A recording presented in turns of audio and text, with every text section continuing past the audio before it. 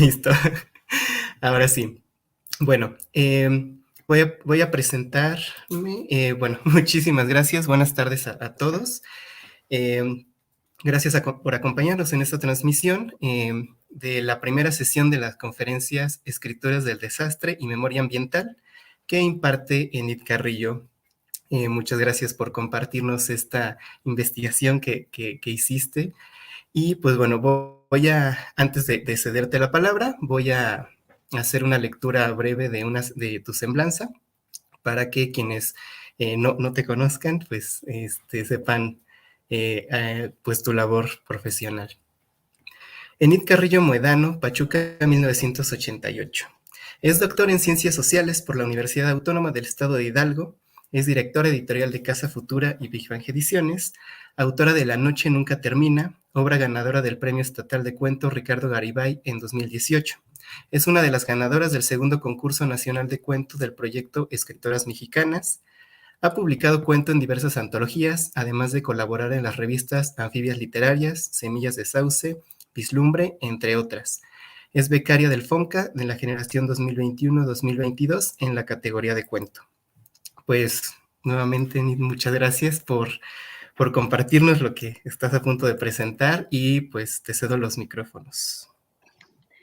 Muchas gracias, Giovanni. Buenas tardes a todas y todos. Gracias por acompañarme en este conversatorio, en esta charla, en la que me dará mucho gusto presentarles algunos de los hallazgos con los que me he encontrado a lo largo del proceso de investigación para realizar mi proyecto del FONCA. Cabe mencionar que esta conferencia se realiza como parte del sistema de apoyos a la creación y proyectos culturales. Y bueno, es un gusto para mí compartir con ustedes esta información que considero que es importante socializar y compartir con personas interesadas en la escritura y sobre todo en la escritura que está imbuida del universo ambiental. Esta charla está dividida en dos sesiones. En la del día de hoy me centraré en la literatura de no ficción, para que en la próxima semana podamos hablar de la literatura de ficción y entonces poder lograr como este enlace entre la cuestión ambiental y la literatura. De entrada, me gustaría comenzar con este epígrafe de Donna Haraway, que es una científica, una gran exploradora del medio ambiente y del cambio climático, porque el contexto geológico, climático y ambiental en el que nos encontramos implica hacer una revisión de cómo nos posicionamos frente a los cambios del planeta, ¿no? Y entender que estos cambios probablemente no sean los más positivos, ¿no? Entonces, toca aprender a vivir, pero también toca aprender a morir en un planeta que está herido de manera irreversible, y eso implica pensar desde qué lugares como sociedad y como especie nos enfrentamos a la inminencia de la extinción o de la transformación o de la muerte. Los desastres naturales son inevitables. Creo que en nuestra formación académica y en nuestra experiencia del mundo nos damos cuenta muy pronto de qué significan los desastres naturales y de cómo estos tienen la capacidad de transformar la vida de las comunidades. Sin embargo, en este momento histórico precisamente caracterizado por la crisis ambiental, por la sobrepoblación, y por esta cuestión de irreversibilidad que existe al pensar el presente geológico, se habla de que habitamos una nueva época y esa época es el antropoceno, ¿no? Y esta era geológica se entiende como este momento histórico arraigado al territorio como todos los demás, pero en el que hay un papel sumamente importante de la humanidad para desgastar o para generar cambios geológicos significativos en el entorno, ¿no? Pensar en el antropoceno nos implica hacer reflexiones en torno al duelo ambiental, a cosas que se están terminando y que serán irreversibles. Y allí es cuando nace una necesidad de restauración colectiva de la tierra, ¿no? Pero esa restauración no solo sucede a nivel de las acciones directas en el medio ambiente, sino también en función de las reflexiones que planteamos en torno a estas problemáticas. De ahí que en este momento histórico existe una necesidad de plantear nuevas maneras de escribir el desastre. Y eso es de lo que voy a hablar el día de hoy, enmarcado en este concepto de las nuevas semánticas geológicas. ¿Qué implica y qué significa usar la palabra para denunciar el desastre? Pero también usar la palabra para hacerle frente a la inminencia de la extinción y del desastre natural o del desastre climático. Como lo mencioné hace un momento, esta sesión se centrará en la literatura de no ficción. He tratado de que esto no se torne sumamente académico en el sentido científico en cuanto a las ciencias ambientales, sino en encontrar estos hallazgos que se cruzan con alguna forma de escritura y que entonces por eso funcionan como detonadores literarios o como información que puede devenir en creación literaria. Porque finalmente ese es uno de los objetivos del proyecto que me tiene aquí y por supuesto de esta vertiente del FONCA específicamente, ¿no? Entonces, en este contexto, me gustaría contarles algunos momentos históricos y algunas expresiones muy particulares en las que la palabra, el registro histórico y la oración se han convertido en los puentes para hacer frente al desastre. Uno de los hallazgos que más llamaron mi atención tiene que ver con el desastre que representan las sequías. Sabemos que, existen una categoría enorme de desastres naturales, ¿no? Vientos venenosos, osimunes, granizos, temblores, derrumbes, etc. Y uno de ellos, que es popular y además frecuente, tiene que ver con la sequía.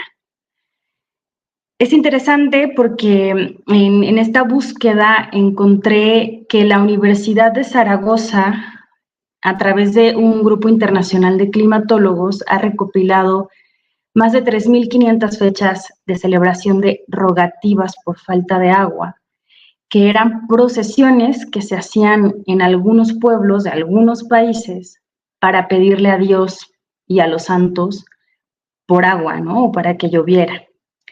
Estas rogativas están registradas en las municipalidades de más de 153 localidades en España, Francia, Portugal, Guatemala, Ecuador. Encontré registros en Perú, en Argentina, en Chile y en Filipinas.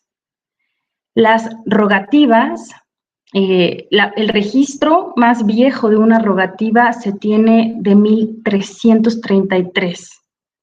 Y la última rogativa registrada es de 1950. Entonces, si analizamos este espacio de tiempo, se puede pensar en la posibilidad de reconstruir el clima del pasado, ¿no? Muchas de las intenciones de usar la palabra para registrar el desastre en cualquiera de sus formas es esa, ¿no? Cómo dejamos un testimonio de que hay una crisis ambiental de cualquier tipo. Estas rogativas hoy en día se investigan en la Universidad de Zaragoza, hay todo un registro muy complejo alrededor de este tipo de procesiones. Dan cuenta también de un componente simbólico y de un componente religioso al momento de pensar nuestra relación con el medio ambiente. Y aquí me permito hacer una precisión. Cuando estaba haciendo esta investigación y me encontré frente al registro religioso de los desastres naturales, debo decir que no supe en dónde colocar el relato bíblico.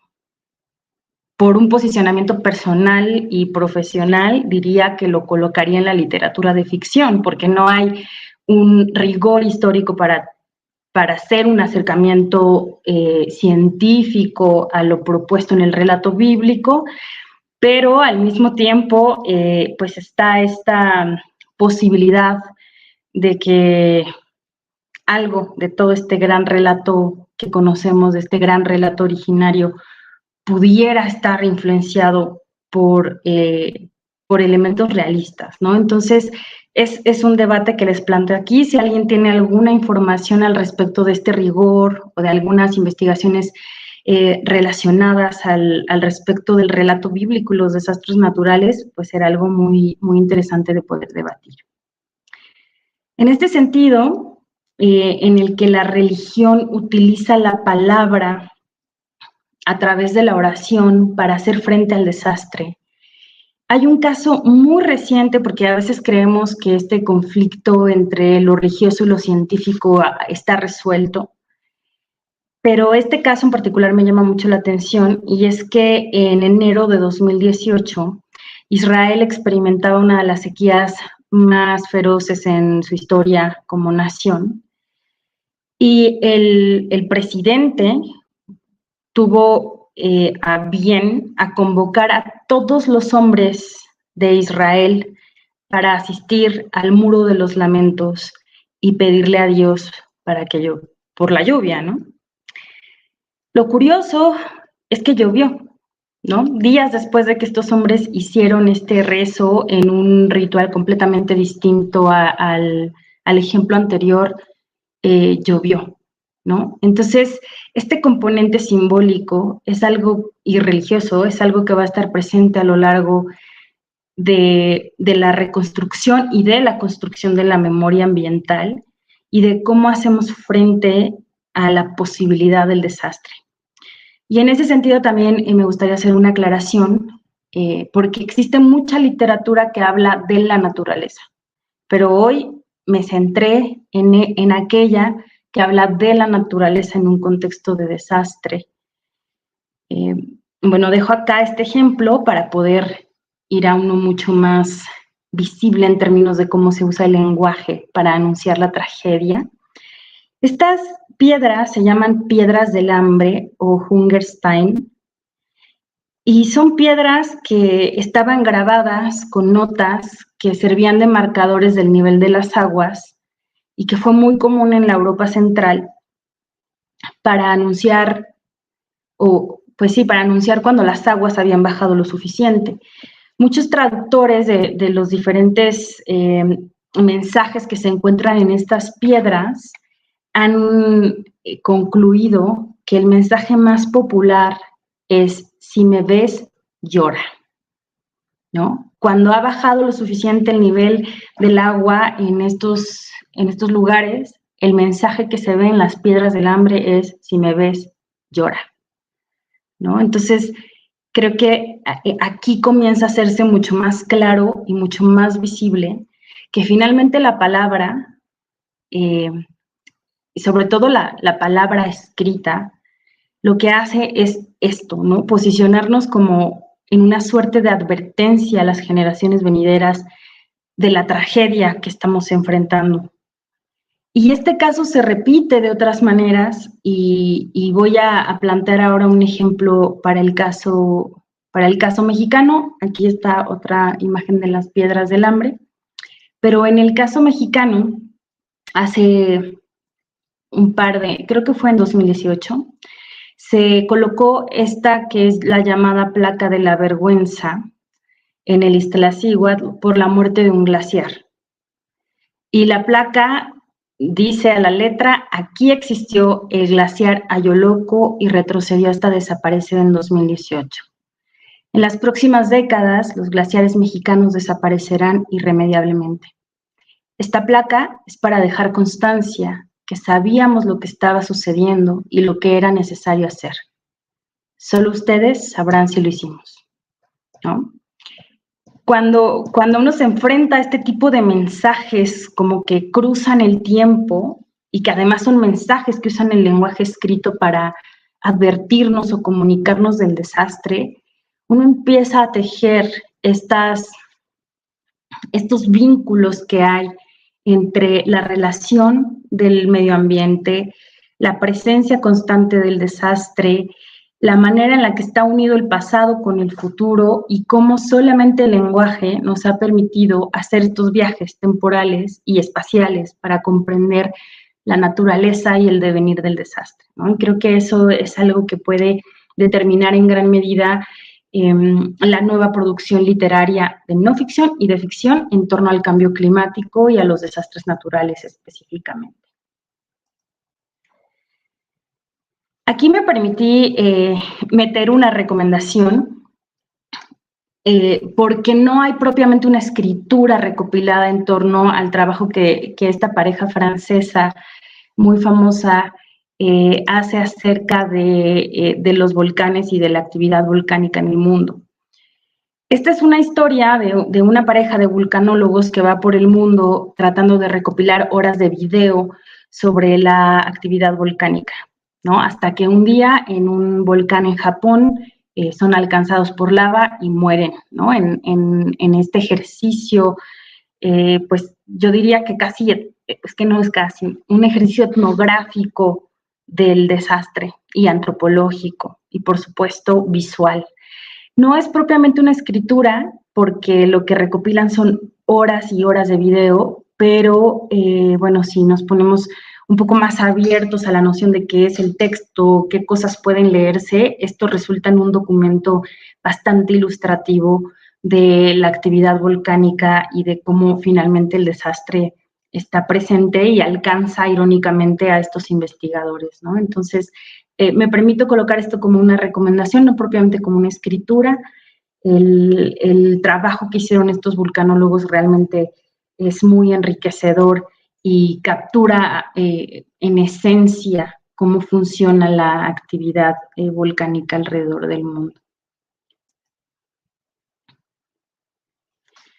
Otra de las formas que han resultado vitales para recopilar la biodiversidad en el mundo son los herbarios, ¿no?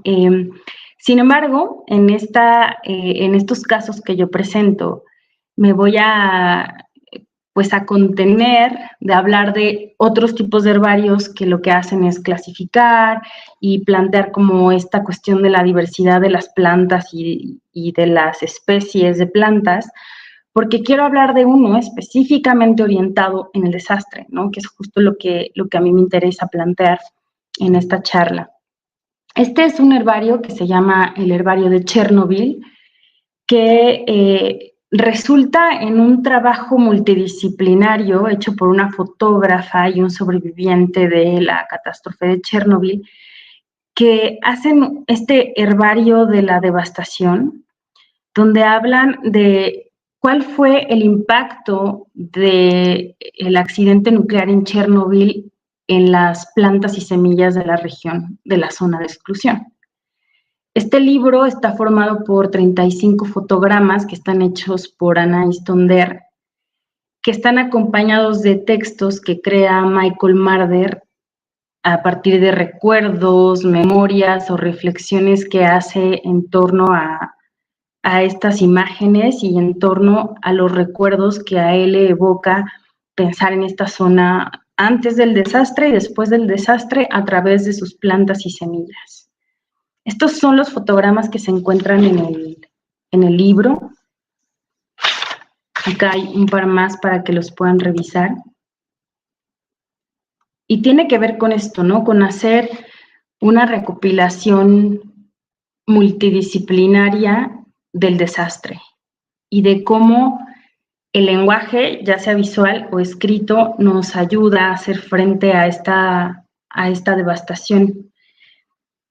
Uno de los objetivos de este herbario, según los propios autores, tiene que ver con generar estas improntas vegetales para sobrevivir a un duelo nuclear que todavía estamos experimentando, ¿no? Y para ellos esto está resumido en la idea de sanar el trauma ambiental.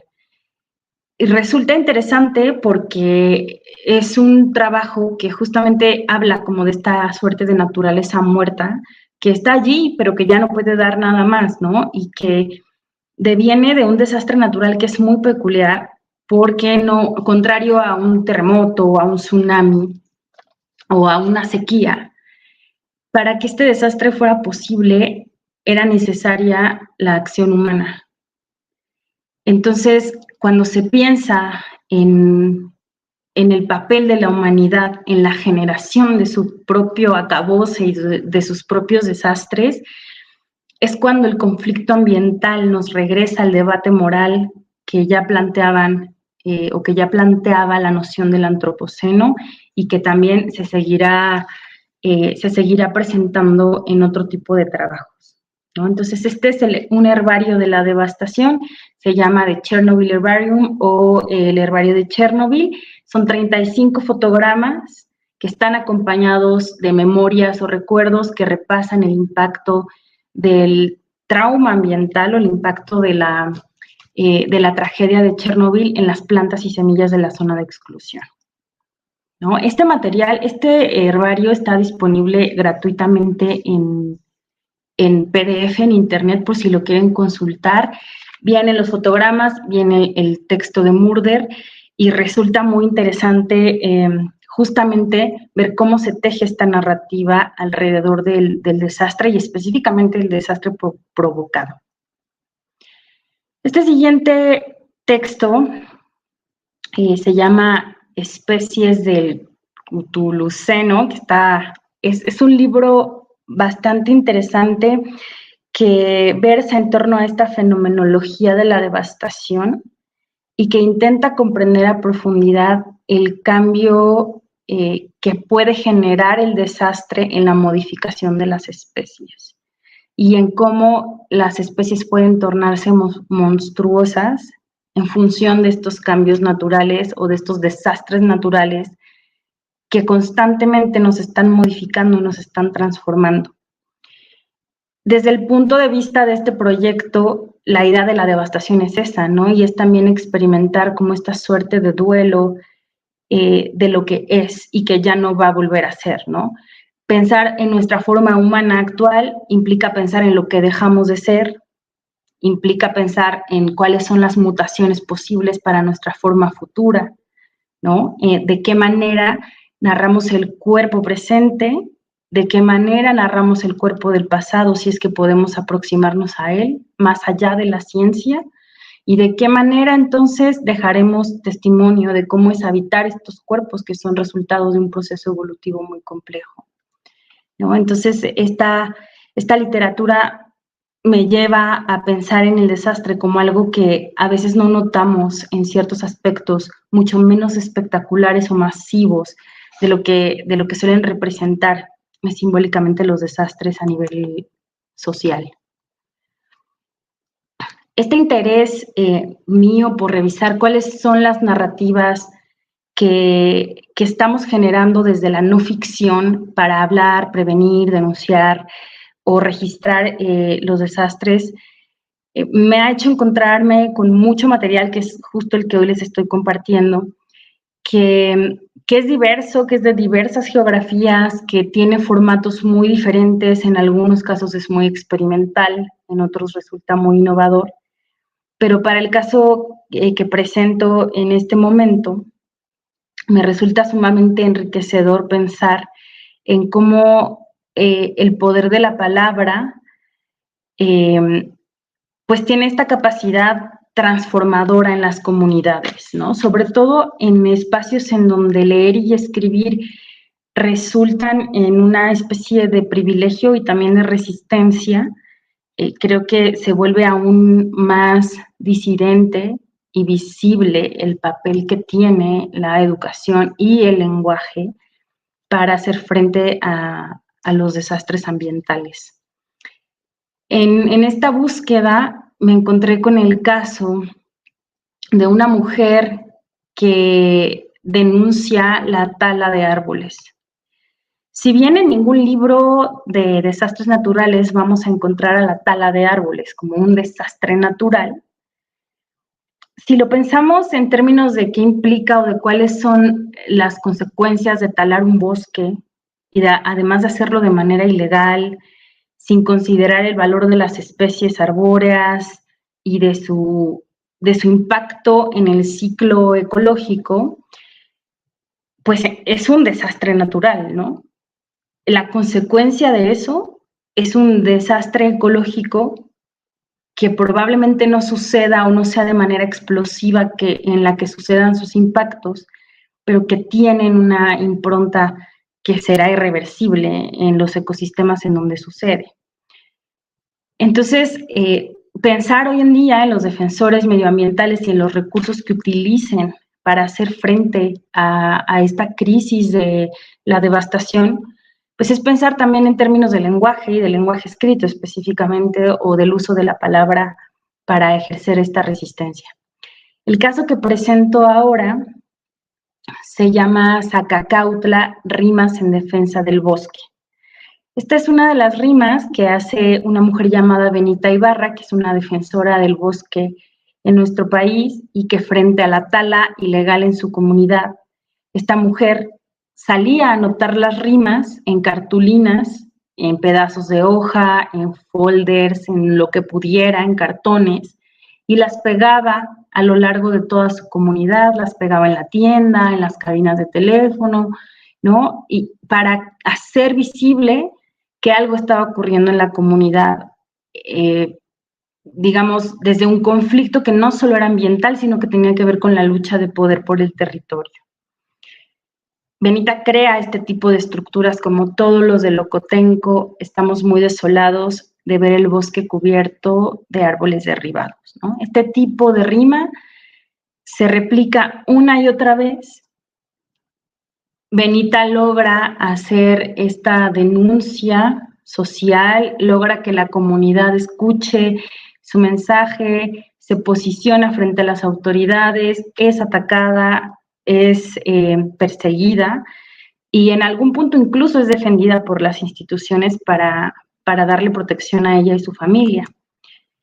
Este caso deviene en este libro que se llama Zacacautla, rimas en defensa del bosque, que recopila las fotografías y el texto de todas las rimas que hizo Benita para visibilizar el problema de la tala clandestina en su comunidad, ¿no? Entonces, una vez más y de una manera en la que fuera de una estructura específica o de un proyecto que pudiese llamarse literario, es la palabra utilizada al servicio de la naturaleza, ¿no? Al servicio de la denuncia y al servicio de la lucha contra la devastación, ¿no? Este caso me parece muy interesante, sobre todo porque, como lo decía hace un momento, pensar en la escritura como un privilegio, pues nos hace cuestionarnos justamente por qué funciona así, ¿no? Y por qué, por ejemplo, la literatura científica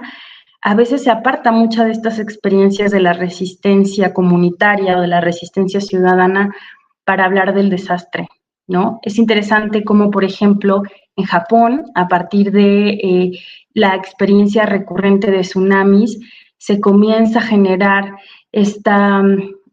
pues este marco teórico paradigmático que se conoce como la sociología del desastre, ¿no? A partir de la cual se empiezan a considerar los elementos religiosos y simbólicos que acompañan a la lucha por prevenir y gestionar los desastres naturales, ¿no? Entonces, pues en ese sentido resulta muy enriquecedor y muy ilustrativo encontrar este tipo de ejemplos, porque cuando descendemos a las entrañas de las comunidades o de cómo los desastres llegan tan dentro nuestro en el imaginario simbólico de cada persona, viajamos o llegamos a esta reflexión que es recurrente también en la literatura que plantea la narrativa de desastres, que tiene que ver con que el cambio climático no solamente ocurre a nivel de la Tierra y de procesos científicamente explicables, ¿no? Sino que tiene que ver con una crisis moral y ecológica que ha generado una ruptura con la naturaleza. Y para muchos pueblos del mundo, esa naturaleza es materna y esa naturaleza es femenina.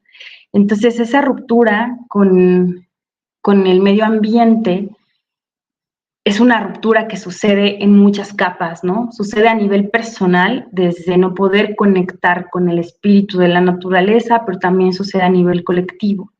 Y aquí es donde la lucha contra el desastre se ritualiza. Y es como si diéramos una vuelta al principio de esta charla, en la que el papel de lo simbólico y lo religioso tiene la posibilidad de evocar al desastre y de narrarlo y de nombrarlo para poder hacerle frente, ¿no? Y es algo que es tan ancestral como para tener rogativas registradas desde 1333, como tan actual para pensar en cómo hoy las comunidades, específicamente las comunidades de montaña o de comunidades en zonas rurales, están experimentando el cambio ambiental. Y aquí me permito hacer esta recomendación y presentarles este hallazgo. Es un texto que desde un punto de vista antropológico muy complejo, habla de la crisis que hay en esta ruptura simbólica en cuanto a las montañas y a los paisajes que son valorados como sagrados en distintas zonas del mundo. Es muy interesante pensar en cómo el vínculo científico y el religioso se cruzan de distintas formas, ¿no? Y aquí es donde vuelvo al conflicto que les comentaba hace un momento sobre pensar en el rigor del relato bíblico, en considerarlo en una u otra categoría de la ficción o de la no ficción. Porque al pensar en estas contradicciones que suele haber entre ciencia y religión, hay mucho de sentido en la manera en que las personas percibimos esa relación y en cómo la percibimos arraigada al territorio. Entonces, resulta muy interesante pensar en la palabra como oración, por ejemplo, en la palabra como registro, en la palabra como canto y en la palabra como texto, literalmente, para pensar lo sagrado y su relación con el medio ambiente. En estas experiencias de lo sagrado y lo territorial, queda clarísima esta crisis del planeta enfermo, ¿no? Y queda muy clara esta crisis que relaciona y que vincula un conflicto a nivel moral con cómo tratamos el medio que habitamos. Hay una gran recopilación en estos textos de los rituales que se hacen de en diferentes culturas para pedir por la lluvia, para pedir por las cosechas, para pedir perdón a los dioses que se cree que nos han castigado con los desastres o con la sequía o con los derrumbes. Esta cuestión del elemento religioso es algo sumamente característico de la literatura de no ficción acerca del cambio climático y de los desastres naturales.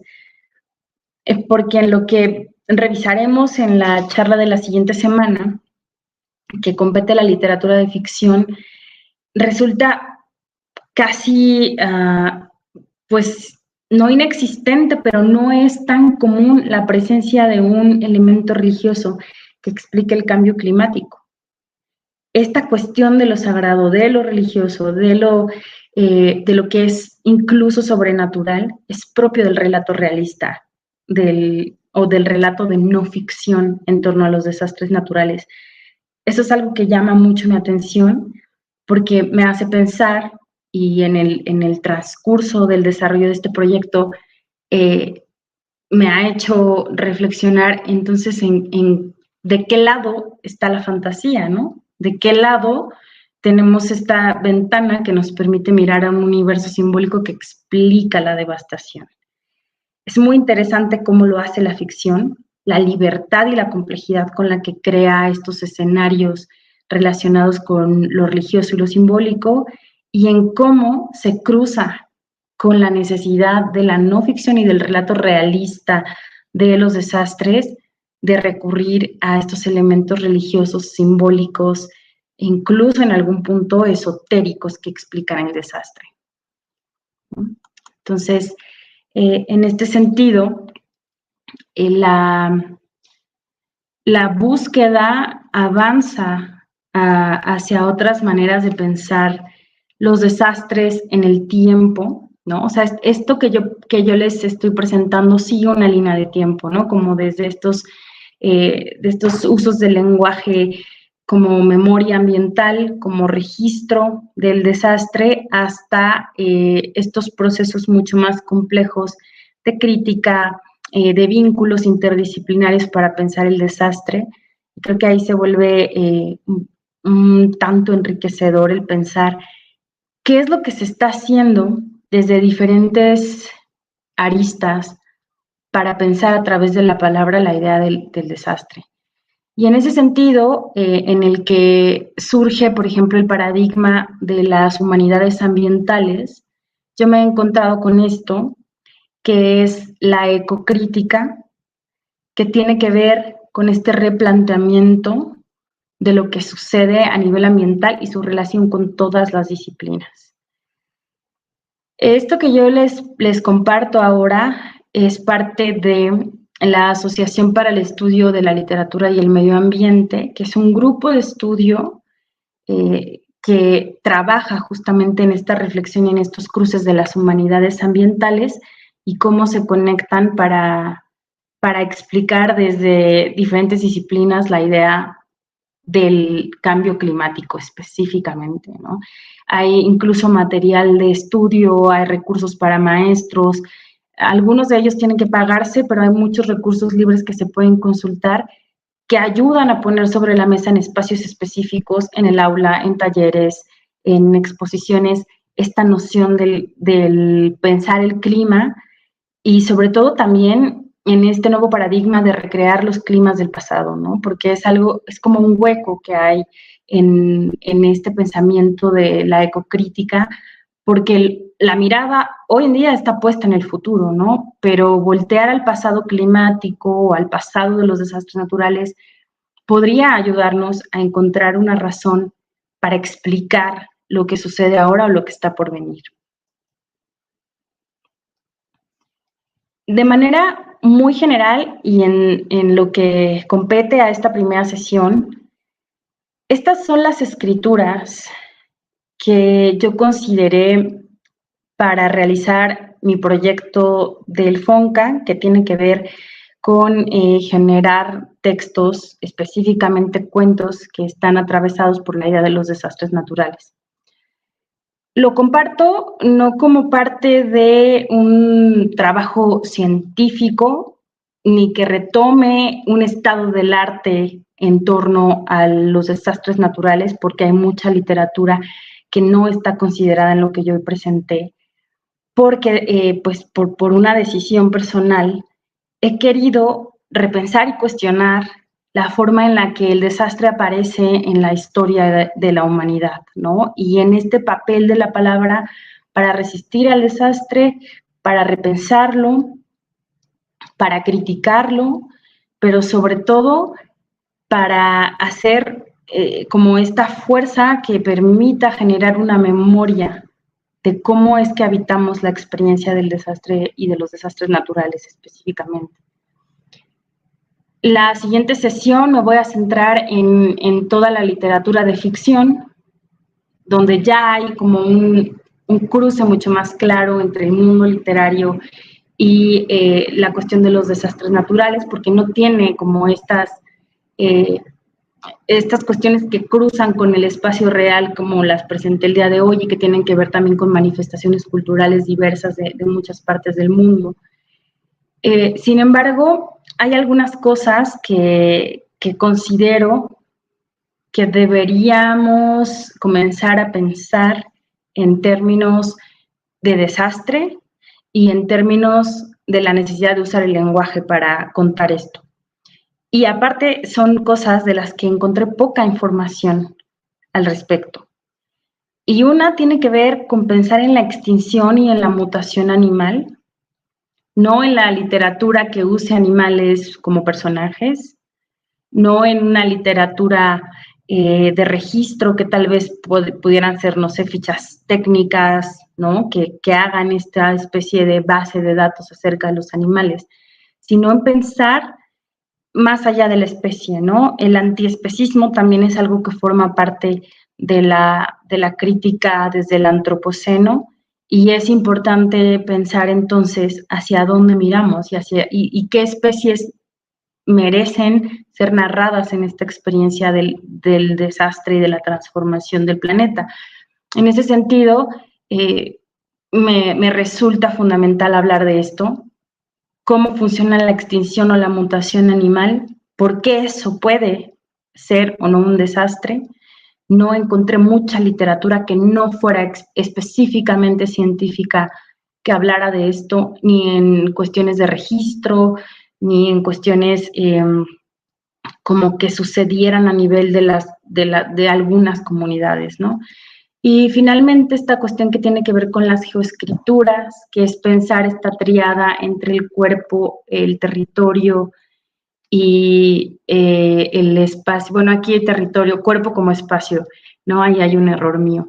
Estas geoescrituras, entonces, pues permitirían narrar desde otros puntos de vista la experiencia ambiental y creo que en ese sentido podríamos tener detonadores literarios mucho más relacionados con el momento en el que vivimos y esta época que estamos habitando en este momento, ¿no? Entonces, en términos muy generales, estos son algunos de los hallazgos que he hecho a lo largo de esta investigación. Espero que de alguna manera funcionen o como detonadores o como información que permita devenir en algo literario, porque finalmente ese es el objetivo de este proyecto y también pues de estas charlas y de la plataforma que es Big Bang y de la plataforma que significa también el FONCA para pensar estos temas, ¿no? Pues muchas gracias, Giovanni. Muchas gracias, Enid. De verdad, esta primera sesión fue como muy enriquecedora justamente al abordar desde la no ficción cómo se manejan este tipo de escrituras también como parte de la memoria ambiental, ¿no? Como lo mencionabas en el herbario de Chernobyl, que si no es propiamente un desastre como que nació de la naturaleza, pues sí forma parte de una memoria ambiental que sigue afectando, ¿no? Y que afectará por cientos de años, porque pues bueno, este tipo de situaciones, pues pues lo que ocasionamos nosotros como humanidad, lamentablemente. Y pues bueno, vamos a, todavía hay algunos minutos por si quieren y tienen alguna pregunta o comentario para Enid. Mientras tanto, vamos a leer y a enviar saludos a las personas que nos siguen. Bueno, gracias a Joel Flores, que ha estado desde el inicio de la charla. También Ale Ortiz, bueno, aquí pues te manda un emoji de corazón. Raquel Hoyos también te manda aplausos y felicitaciones. Saludos, Raquel, Ale. Ilse también, entendemos estos aplausos. Ilse Sánchez, muchas gracias por estar acá con nosotros. Bueno, acá en Facebook nos permitimos compartir la liga para que encuentren el herbario de Chernobyl, para que puedan consultarlo, es libre descarga, entonces adelante. Y bueno, aquí hay una pregunta que hace Williams Mihain acerca de... Bueno, que creo que lo abordaste en un punto anterior, pero decía, una preguntita, ¿de qué modo el aspecto religioso tiene lugar en el discurso y o narrativa del desastre? Justo es un tema muy debatible al que me enfrenté en esta investigación, porque el discurso religioso y los relatos de diferentes textos sagrados están muy enfocados en recopilar el desastre y en narrar el desastre natural. A mí me entra este conflicto entre pensar en dónde coloco este relato, ¿no? ¿Es ficción? ¿Hay rigor histórico en el relato religioso sobre los desastres naturales? ¿O es un desastre, o es una escritura realista, ¿no? A mí me parecería que es algo, salvo la polémica que pueda generar, que entraría en la manera de ficcionar el desastre natural, ¿no? Porque no hay una manera de acercarnos históricamente a estos discursos. Sin embargo, en lo que está escrito en los textos religiosos en torno a los desastres naturales, tiene que ver mucho con la noción del castigo y de la relación de la humanidad con las deidades, ¿no? Entonces, la Biblia católica, por ejemplo, está llena completamente de alusiones al desastre, al castigo, a la sequía, siempre desde una perspectiva de una deidad que se está vengando de nosotros o que nos está enviando un mensaje, ¿no? Entonces, en ese sentido, creo que los desastres naturales aparecen en los relatos religiosos justo como eso, como un castigo que entonces podría ser evitable.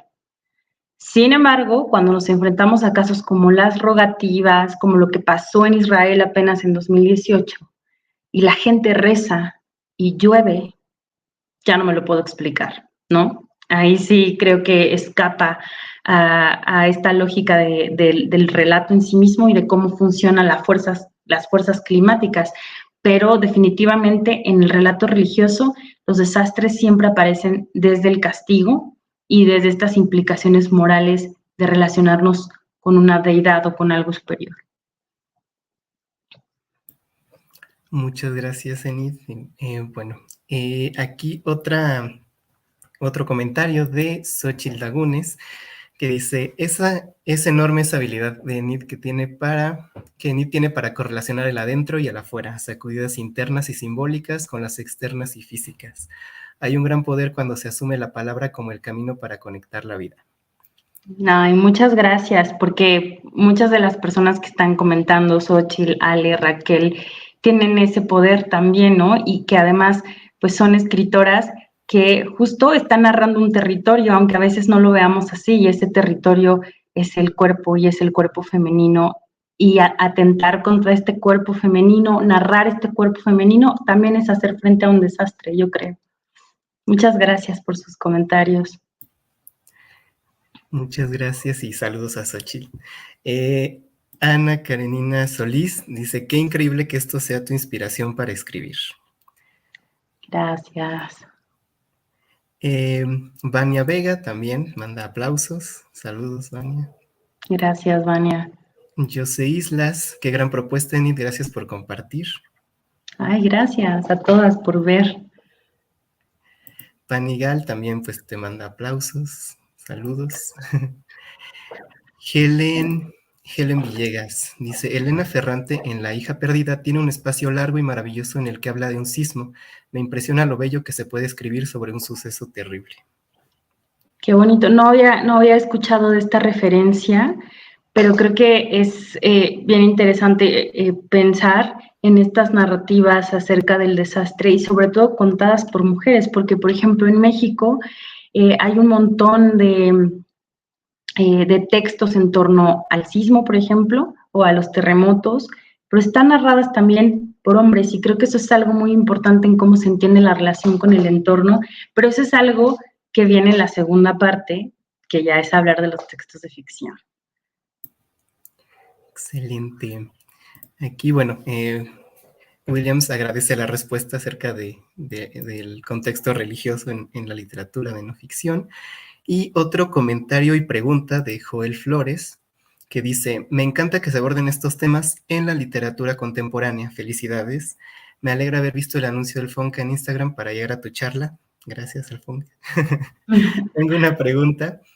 Dentro de tu proyecto estás contemplando ir a zonas de desastre mexicanas para relacionarse con el espacio, relacionarte con el espacio como cuerpo y las comunidades afectadas y así comenzar a hacer literatura?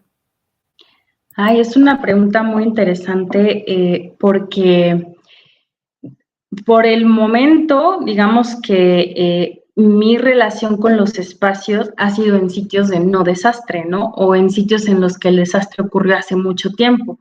Yo vivo en Hidalgo, digamos, como para contextualizar un poco, es un estado en el que hay mucha naturaleza muy cerca de la ciudad, ¿no? Y estamos expuestos a bosque, a montaña, a formaciones geológicas, rocosas, con las que he tenido cercanía para pensarme a mí en relación a esos cuerpos naturales.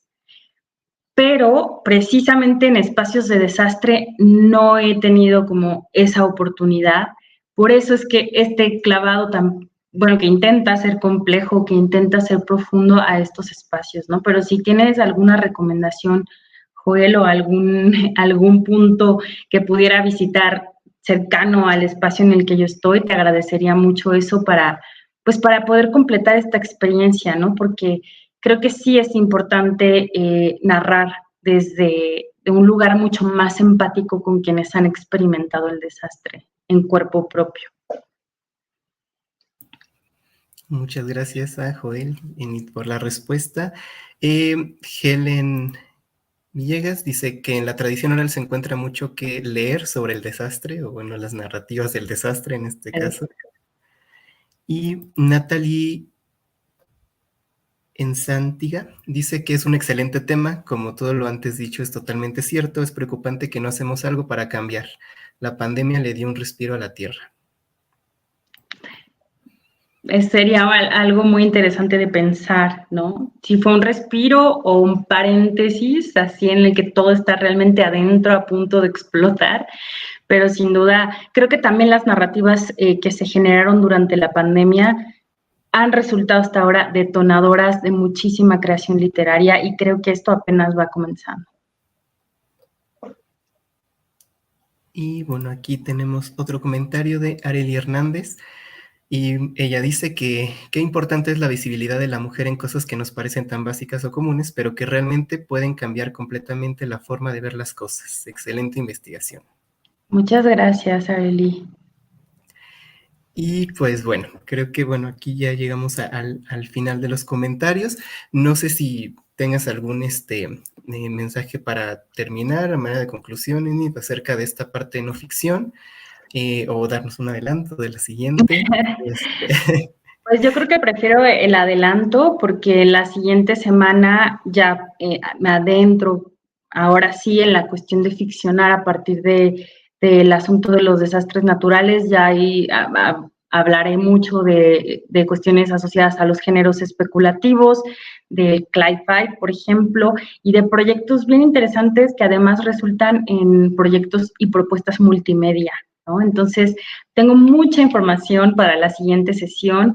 Yo les agradezco a todas y todos su tiempo, sus comentarios y ojalá que la siguiente semana pues también puedan escuchar lo que tengo preparado y si tienen algo que compartir en torno a cualquiera de las cosas que se hablaron hoy, pues yo les agradecería mucho tener esa información.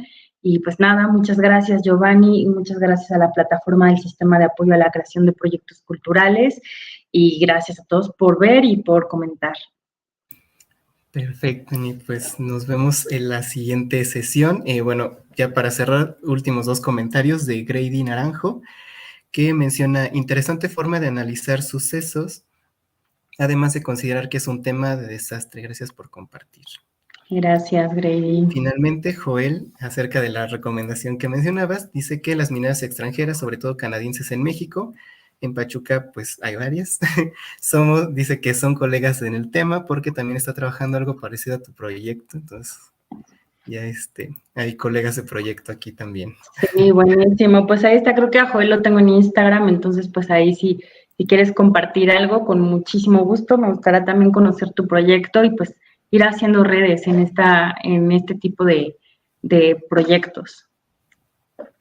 Perfecto, pues muchas gracias, nos despedimos, gracias a quienes nos acompañaron y pues bueno, les recordamos que esta sesión se queda grabada en la fanpage de Big Bang Ediciones, en el canal de YouTube de Casa Futura Ediciones y pues bueno, también ahí estaremos compartiendo el banner para la siguiente sesión, que es el próximo jueves 29. Entonces, pues muchas gracias y los esperamos. Gracias, adiós.